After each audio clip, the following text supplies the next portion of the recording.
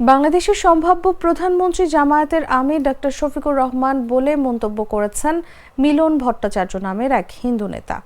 গাইবান্ধার ওই হিন্দু নেতা বলেন, শফিকুর রহমান এদেশের প্রধানমন্ত্রী হলে দেশের সব ধর্মের মানুষ নিরাপদে থাকবে।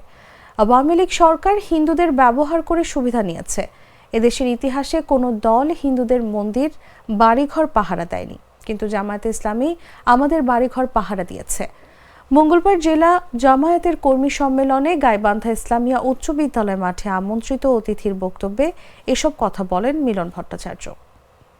আওয়ামী লীগ 1971 সালের পর থেকে আমাদেরকে শুধু নির্যাতনে ব্যবহার করেছে, কিন্তু কোন হিন্দু কিন্তু আওয়ামী লীগের কাছে থেকে কিছু পায় নাই।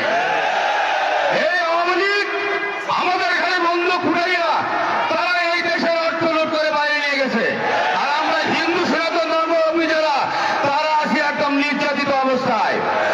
আপনারা জানেন, আমি হিন্দু সনাতন ধর্মাবলম্বীকে অবগত করতে চাই, এতই যদি আমাদের হিন্দু সম্প্রদায়কে আওয়ামী লীগ ভালোবেসে থাকে, এই 2014 থেকে 17 সাল পর্যন্ত অর্ধ শতাধিক মন্দিরের পুরোহিতকে হত্যা করা হয়েছে।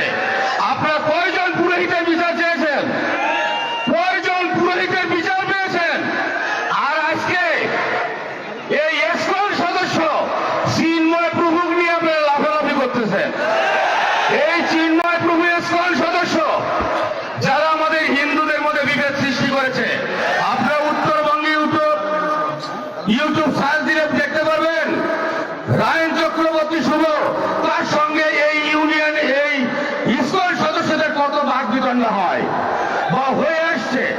আমাদের সনাতন ধর্ম সৃষ্টি হইতে শ্রাদ্ধ ছিল, এই শ্রাদ্ধের মধ্যে বিভেদ সৃষ্টি করেছে, পূজা পার্বণে বিভেদ সৃষ্টি করেছে, আর আজকে তারই পিছনে আপনারা লাফালাফি করেন। জীবনের সাথে চলে high five, all time healthy life. জার্নিতে স্বাস্থ্যকর all time family cake, all time healthy life.